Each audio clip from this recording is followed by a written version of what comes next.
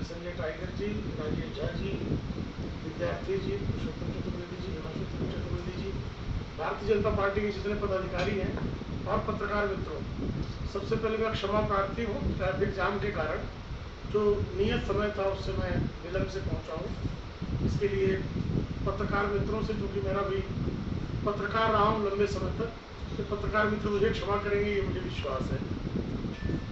आज आदरणीय प्रधानमंत्री नरेंद्र मोदी जी के 70वें जन्मदिवस के अवसर पर बिहार राज्य में 70 स्थानों पर हमारे भारतीय जनता पार्टी के विविध नेता आज पत्रकार सम्मेलनों को संबोधित कर रहे हैं।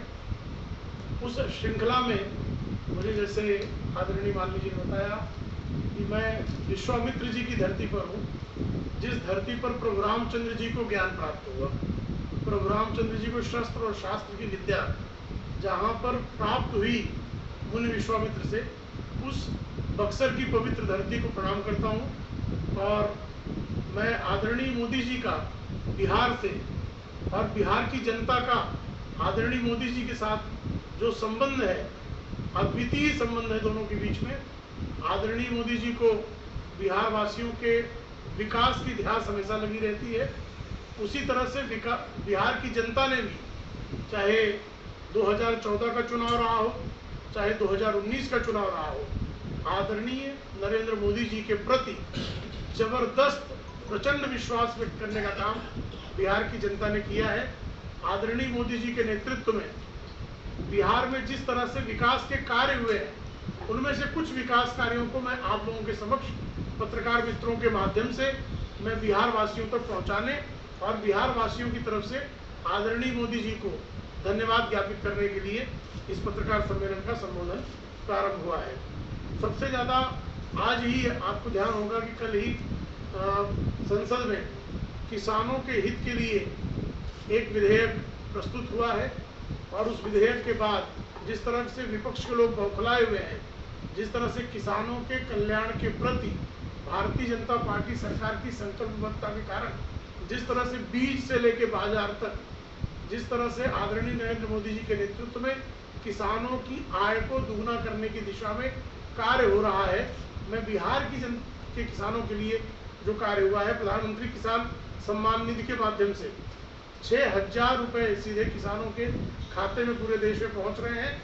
इस योजना के तहत बिहार के 71.72 लाख किसान लाभान्वित हुए। 71.72 लाख किसान लाभान्वित हुए। वहीं सिंचाई और भंडारण सहित मत्स्य पालन विकास से लगभग 3100 करोड़, फिर से मैं रिपीट करता हूँ, 3100 करोड़, 3,100 करोड़ रुपए से अधिक की परियोजनाएं स्वीकृत की गई है। बिहार के गौरवशाली इतिहास को संजोते हुए वर्ष 2016 में हमारे देश के प्रथम राष्ट्रपति डॉक्टर राजेंद्र प्रसाद जी के नाम से जो स्थापित विश्वविद्यालय है, राजेंद्र कृषि विश्वविद्यालय को केंद्रीय विश्वविद्यालय का दर्जा दिलाया गया है, ताकि कृषि क्षेत्र में तमाम अनुसंधान हो सके। युवा शक्ति जो है उसका हमेशा से जो डेमोग्राफी डिविडेंड के रूप में देखा जाता है भारत में, उस युवा शक्ति को डेमोग्राफी डिविडेंड के रूप में भारत को सशक्त बनाने, समृद्ध बनाने, समर्थ बनाने में जब तक युवा शक्ति का सदुपयोग नहीं होगा, तब तक यह सपना साकार नहीं हो सकता। और उसमें से विशेष करके बिहार के युवाओं को कुशल एवं आत्मनिर्भर बनाने के लिए 1550 करोड़ रुपयों का प्रावधान किया गया है। बिहार में इस योजना के तहत 1 लाख से अधिक युवाओं को तकनीकी रूप से प्रशिक्षित किया जा रहा है। इसके अलावा युवाओं को औद्योगिक इकाइयों में रोजगार हेतु सक्षम बनाने के उद्देश्य से मेगा स्किल यूनिवर्सिटी की घोषणा भी की गई है। आज ही आदरणीय प्रधानमंत्री जी ने कोसी रेल महासेतु का लोकार्पण किया है, जिससे उत्तर बिहार और दक्षिण बिहार को जोड़ने का एक अभूतपूर्व कार्य हुआ है। मोदी सरकार ने बिहार के कोने कोने में रेलवे का जाल बिछाने के लिए युद्ध स्तर पर कार्य प्रारंभ किया है। बिहार में रेल विद्युतीकरण से लेकर रेल लाइन बिछाने के लिए मोदी सरकार ने 8,870 करोड़ रुपयों की परियोजनाओं को स्वीकृति दी है। बिहार के पर्यटन को बढ़ावा देना, बिहार में रोजगार और बिहार की अर्थव्यवस्था को तीव्र करने की दिशा में आवश्यक कदम है। पर्यटकों को आकर्षित करने के लिए केंद्र ने 600 करोड़ रुपए से पूरी होने वाली कई योजनाओं को स्वीकृति दी है। इनमें से बौद्ध धर्म के ऐतिहासिक स्थलों का बुद्ध सर्किट के तहत विकास किया जा रहा है। वहीं प्रभु श्री रामचंद्र जी के जीवन काल से जुड़े विभिन्न स्थलों को रामायण सर्किट के तहत विकसित किया जा रहा है। बिहार में भी डिजिटल क्रांति लाने के लिए मोदी सरकार ने विशेष पैकेज के अंतर्गत 450 करोड़ रुपयों का प्रावधान किया है, जिसके तहत भागलपुर और दरभंगा में 20 करोड़ की लागत से सॉफ्टवेयर टेक्नोलॉजी पार्क बनाया जा रहा है। राष्ट्रीय इलेक्ट्रॉनिक एवं सूचना प्रौद्योगिकी संस्थान की सफलता को देखते हुए मुजफ्फरपुर और बक्सर में 2 नए केंद्र स्थापित किए जा रहे हैं। आईआईटी पटना में मेडिकल इंक्यूबेटर एवं एनआईटी पटना में इलेक्ट्रॉनिक और आईसीटी अकादमी का प्रावधान किया जा रहा है। इसके अलावा 150 करोड़ रुपयों की लागत से बिहार में इलेक्ट्रॉनिक विनिर्माण क्लस्टर स्थापित किया जा रहा है। प्रधानमंत्री जी का सपना है और प्रधानमंत्री जी बारंबार अपने वक्तव्यों में जिसका जिक्र करते हैं कि हवाई चप्पल पहनने वाला भी हवाई जहाज में सफर करे। और आज आप विभिन्न विमानतलों पर देख सकते हैं कि सामान्य वर्ग के लोग जिनके लिए विमान में सवारी करना सपना हुआ करता था, वो स्वप्न साकार करते हुए देखते हैं।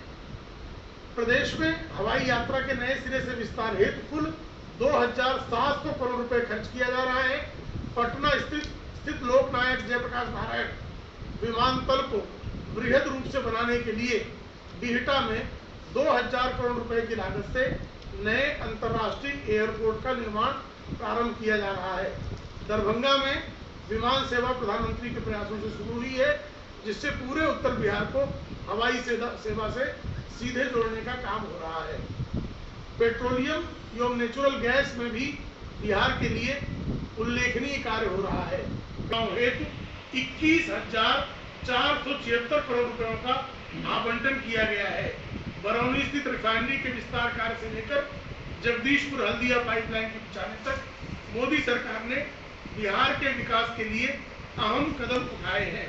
इसके अलावा पटना में एलपीजी संयंत्र की क्षमता बढ़ाने से लेकर मुजफ्फरपुर में नए एलपीजी प्लांट का निर्माण तक किया गया है।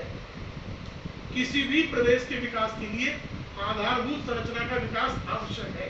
इस दृष्टि से माननीय प्रधानमंत्री जी ने विशेष पैकेज के अंतर्गत बिहार के लिए 54,713 करोड़ रुपए आवंटित किए। फिर से रिपीट करना होगा, 54,713 करोड़ रुपए आवंटित किए हैं।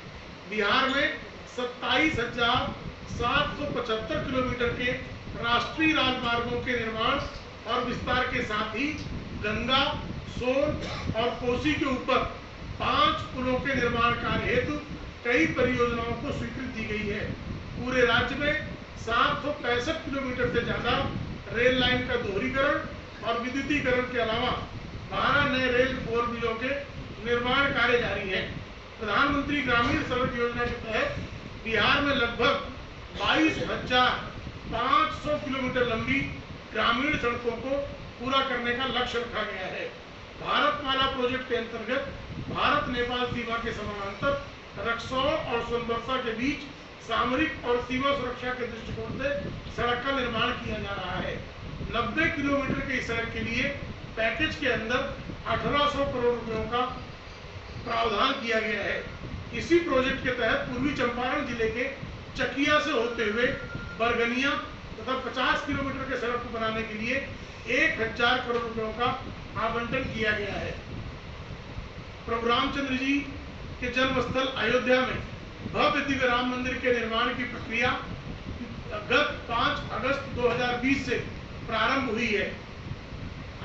प्रभु राम की जन्मस्थली अयोध्या से नेपाल स्थित माता सीता की जन्मस्थली जनकपुर से जोड़ने वाली राम जानकी मार्ग के अंतर्गत बिहार में 4000 करोड़ रुपयों की लागत से 200 किलोमीटर की लंबाई का संपर्क मार्ग बनाया जा रहा है।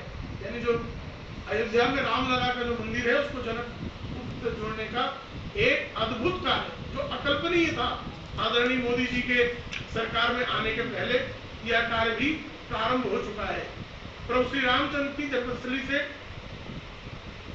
अयोध्या और जनकपुर के जोड़ने का जो सबसे बड़ा लाभ है वो बिहार को होने वाला है।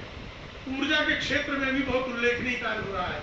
आपको ध्यान होगा जब आदरणीय नीतीश कुमार के नेतृत्व की सरकार, जब तक भारतीय जनता पार्टी और जदयू के नेतृत्व की सरकार इस प्रदेश में नहीं थी, उस समय की स्थितियां भी सारे लोग जानते हैं कि किस तरह से बिना तेल की लालटेन को जलाने का प्रयास चल रहा था। मोदी सरकार ने बिजली की सुविधा को बेहतर बनाने के इसी बक्सर में 10,000 करोड़ रुपए की लागत से 1300 मेगावाट बिजली संयंत्र का निर्माण प्रारंभ किया है। इसके अतिरिक्त दीनदयाल उपाध्याय ग्राम विद्युत योजना ग्रामीण के तहत बिहार को निरंतर बिजली की आपूर्ति प्रदान करने के लिए 5,880 करोड़ रुपयों का आवंटन भी किया गया है। जिस तरह से ग्रामीण इलाकों में बिजली आपूर्ति और बिजली घर लोगों को सतत मिलती रहे की योजना चल रही है, उसके बाद मुझे लगता है कि लालटेन का कोई औचित्य अवशेष बिहार में बचा नहीं है। मोदी सरकार ने उज्ज्वला योजना के पहले चरण में 5 करोड़ गरीब परिवारों को फ्री गैस कनेक्शन उपलब्ध कराने का फैसला किया था। गत पखवाड़े यानी 7 सितंबर तक बिहार में कुल 85,71,668 परिवारों यानी लगभग 86 लाख परिवारों को उज्ज्वला योजना का लाभ मिला है। प्रधानमंत्री आदरणीय नरेंद्र मोदी जी ने 10 सितंबर 2020 को राज्य में 294.53 करोड़ रुपए की योजनाओं की सौगात दी है। पीएम ने प्रधानमंत्री मत्स्य संपदा योजना PMMSY का शुभारंभ किया है। साथ ही किसानों के प्रत्यक्ष उपयोग के लिए एक समग्र नस्ल सुधार, बाजार और सूचना संबंधी ई-गोपाला ऐप की भी शुरुआत की है। प्रधानमंत्री ने मिथिलांचल की करोड़ों जनता को सौगात देते हुए दरभंगा में एम्स निर्माण को हरी झंडी दे दी है। इस एम्स की क्षमता 750 बेड की है। इस परियोजना पर 1361 करोड़ रुपए खर्च होंगे। कल्पना नहीं की जा सकती थी। आदरणीय अटल जी जब सरकार में आए तो उसके पहले पूरे देश में सिर्फ एक एम्स था। अटल जी ने 6 एम्स दिए और मोदी जी ने 23 एम्स पूरे देश को दिया। उसमें से दरभंगा में एक एम्स देना निश्चित तौर पर बिहार में जो स्वास्थ्य की दृष्टि से ऐतिहासिक उल्लेखनीय कार्य हो रहा है। जिस तरह से कोरोना की आपदा के समय आदरणीय प्रधानमंत्री जी ने पीएम केयर फंड ट्रस्ट की तरफ से कोरोना के खिलाफ लड़ाई में बिहार के बिहटा एवं मुजफ्फरपुर में DRDO द्वारा 500 बेड के अस्पताल बनाए गए। तो बिहार के लिए मैंने कुछ कार्यों का उल्लेख किया। आदरणीय प्रधानमंत्री जी के नेतृत्व में, आदरणीय नीतीश कुमार और आदरणीय सुशील कुमार मोदी के नेतृत्व में बिहार में आगामी दिनों में जो चुनाव संभावित है, उस चुनाव में पूरा विश्वास है कि राष्ट्रीय जनतांत्रिक गठबंधन को 243 में से अधिकांश सीटें जीतने में कामयाबी हासिल होगी, क्योंकि यहाँ पर विपक्ष कहीं पर भी दिखाई नहीं दे रहा है। विपक्षी नेताओं के नाम में तेज और तेजस्वी और तेज प्रताप हो सकता है, लेकिन उनकी आभा निस्तेज है। उनका हमेशा रोज का काम सिर्फ एक तरफ विकास के सतत कार्य हैं और दूसरी तरफ चारा चोरी के इल्जाम में जेल काट रहे आदरणीय लालू प्रसाद यादव को छुड़ाने के अलावा विपक्ष के पास और कोई कार्य हो, ऐसा उल्लेखनीय कार्य नहीं दिखाई देता। हमें पूरा विश्वास है कि बिहार की सूखी जनता एक बार फिर राष्ट्रीय जनतांत्रिक गठबंधन को प्रचंड जनादेश देकर हमेशा हमेशा के लिए लालटेन की लौ बुझाएगी।